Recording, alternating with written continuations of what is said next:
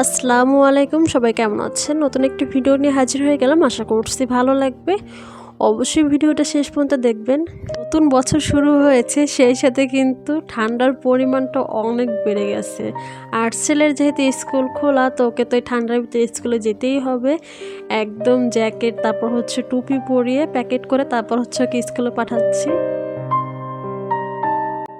তার সাথে হচ্ছে ভ্যানে করে যাবে। একে তো ঠান্ডা, তার উপর ভ্যানে বসলে কিন্তু আরও বেশি ঠান্ডা লাগে।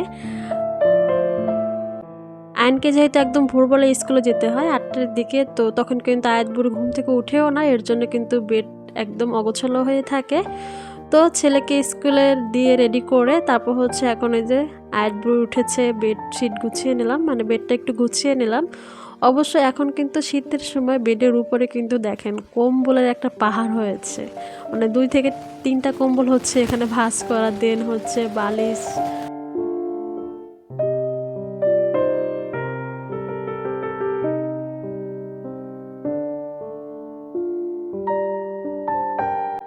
আর বাইরে কিন্তু এখন একদমই রোদই নাই, দেখা যায় অনেক কিন্তু কুয়াশা, এর জন্য খুব একটা জানালা খুলেও রাখি না। তাছাড়া কিন্তু দেখা যায় সকাল টাইমে একটু দরজা জানলা না খুললে কিন্তু ভালোও লাগে না, অন্ধকার অন্ধকার লাগে।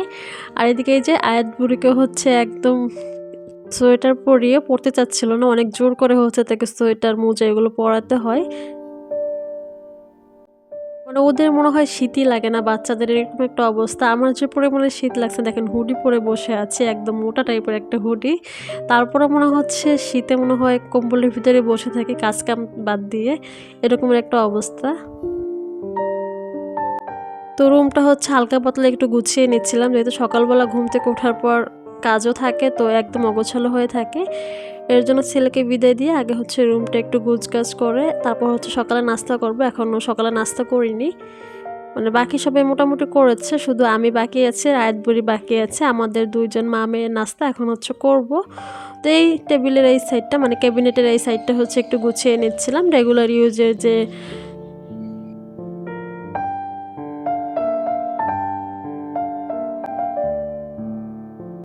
এই যে সকালে নাস্তা রেডি করতে আসছি।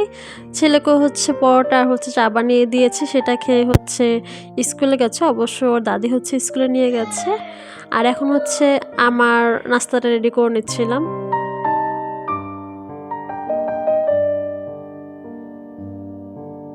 একে তো শীত, তো দেখা গিয়েছে রুটিগুলো আগের দিন বানিয়ে হচ্ছে ফ্রিজে এখন রেখে দেয় শীতের জন্য। এত শীতে ভোরবেলা উঠতেও ইচ্ছাও করে না, আর একে তো আমার ঠান্ডার প্রবলেম, দেখা যায় একদম জোর করে, যেহেতু আয়নের স্কুল খোলা এখন, তো একদম ভোরবেলায় উঠতে হয় জোর করে, ইচ্ছা করে না, তারপরও কি আর করার। তো মায়ের দায়িত্ব তো পালন করতেই হবে বাচ্চাদের প্রতি।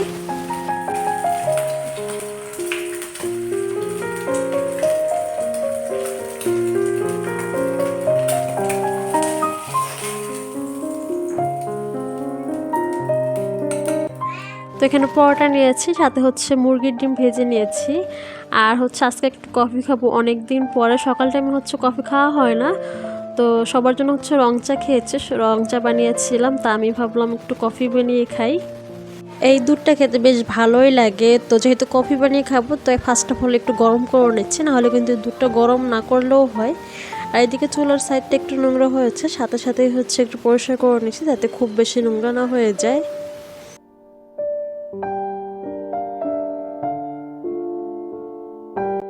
এরই মাঝে কিন্তু দুধটা গরম করে নিয়েছি, তো মোটামুটি এই যে আমার কফিটাও কিন্তু রেডি। এই ঠান্ডা ওয়েদারে সকাল টাইমে কফি খেতে বেশ কিন্তু ভালোই লাগবে।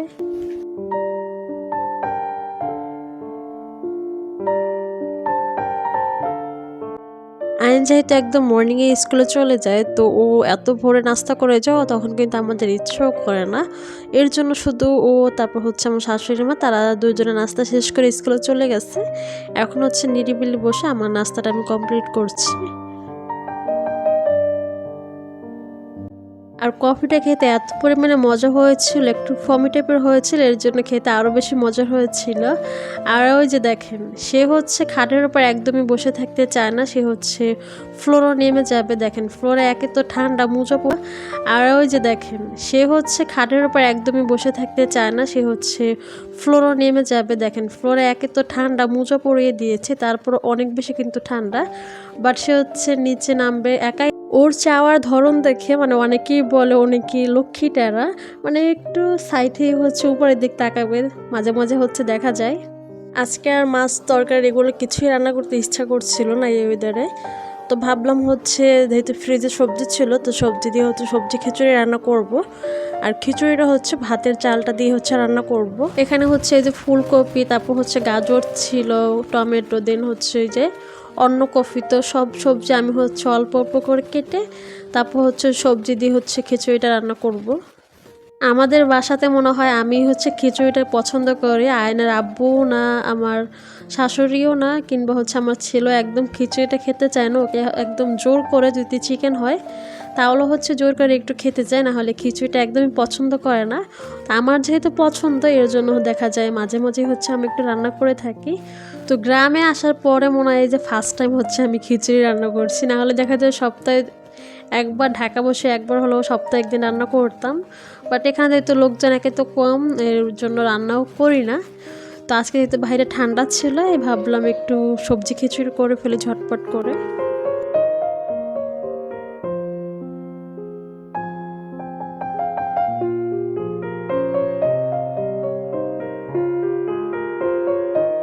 এখানে হচ্ছে অল্প পরিমাণের এক এক করে সব মশলাগুলো অ্যাড করে দিয়েছি।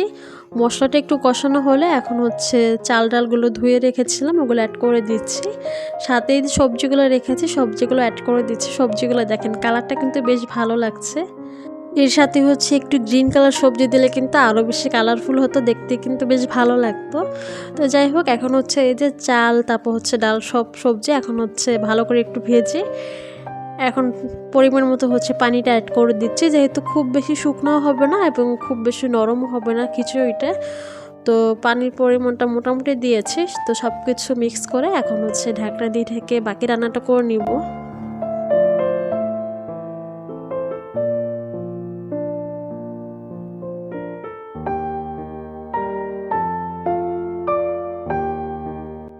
জানালার সাইডে কেন চুলা দেয়? চুলা দিলে একে তো প্রবলেম, দেখেন জানালা পুরোপুরি খুলে রান্নাও করা যায় না, কিছু একটা দিয়ে নিতে হয়, না হলে বাতাসে কিন্তু চুলার জালটা মানে হাঁড়িতে পড়েও না, এরকমের একটা অবস্থা হয়ে যায়। এর জন্য পুরো জানালাটা খুলতেও পারি না।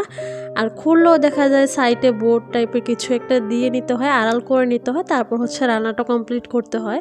বাতাসে একদম হচ্ছে চুলার জালটা হাঁড়ি পর্যন্ত কিন্তু আর পড়ে না। তো যাই হোক, এদিকে হচ্ছে এই যে পানিটাও কিন্তু শুকিয়ে গিয়েছে। এখন হচ্ছে আমি অল্প পরিমাণের করে হচ্ছে ঘিটা উপরে দিয়ে দিচ্ছি, যাতে খুব সুন্দর একটা ফ্লেভার আসে খিচুড়ি থেকে। ঘিটা দেওয়ার করে কিন্তু আরও খুব সুন্দর একটা ঘ্রাণ আসবে, খেতেও কিন্তু বেশ ভালোই লাগবে।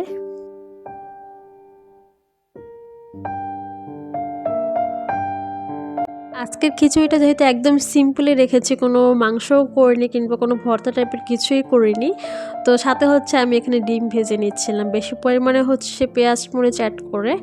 এখন এখানে ডিম দিয়ে তারপর হচ্ছে আজকের খিচুড়িটা খাওয়া হবে।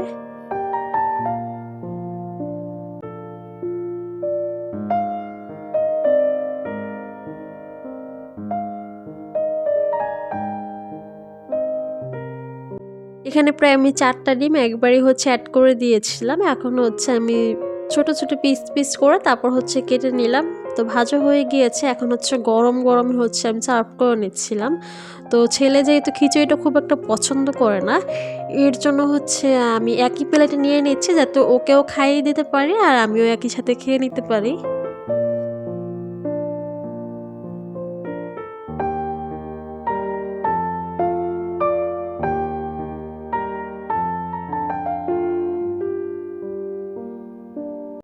তো গরম গরম খিচুড়ি সাথে হচ্ছে ডিম ভাজা এই ঠান্ডা ওয়েদারে অবশ্যই একটু ভর্তা হলে কিন্তু আরও বেশি ভালো লাগতো। তো ঝটপট করে হচ্ছে রান্নাটা করেছি, এই ঠান্ডার ভিতরে ভর্তা করতে একদম ইচ্ছা করেনি। আয়নকে যে আমি কত বাহানা অজুহাত করে তারপর হচ্ছে খিচুড়িটা খাওয়াচ্ছি তার বলার বাহিরে, মানে একদমই হচ্ছে সে খেতে চাচ্ছিল না। ওর হচ্ছে পোলাওটা বেশ পছন্দ, পোলাও বিরিয়ানি এই টাইপের। তো যাই হোক, আর ওদিকে হচ্ছে ওই যে আয়াত বুড়িকে হচ্ছে 2-1টা করে একটু মুখে দিচ্ছিলাম, যেহেতু ঝাল ছিল এর জন্য খুব একটা কিন্তু খাওয়াই নেই। তারপরও হচ্ছে যেহেতু ওকে খাওয়াচ্ছিলাম ও তাকিয়েছিল। বাচ্চাদের ওই যে যখন আমরা খাবার খাই তখন 2-1টা করে একটু মুখে দিলেই হচ্ছে খাবার খাওয়াটা কিন্তু আস্তে আস্তে শিখে যায়। তো মা ছেলে মেয়ে সবাই একসাথে বসেই হচ্ছে খাবারটা খাচ্ছিলাম দুপুরের।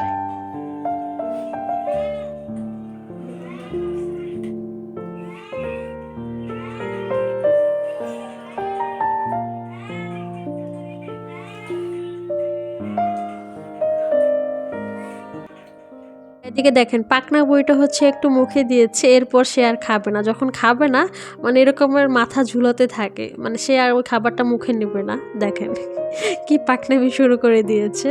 তো ঠিক আছে, আজকের মতো ভিডিওটা এখানে শেষ করে দিচ্ছি। আল্লাহ হাফেজ, আসসালামু আলাইকুম, অ্যান্ড থ্যাংকস ফর ওয়াচিং।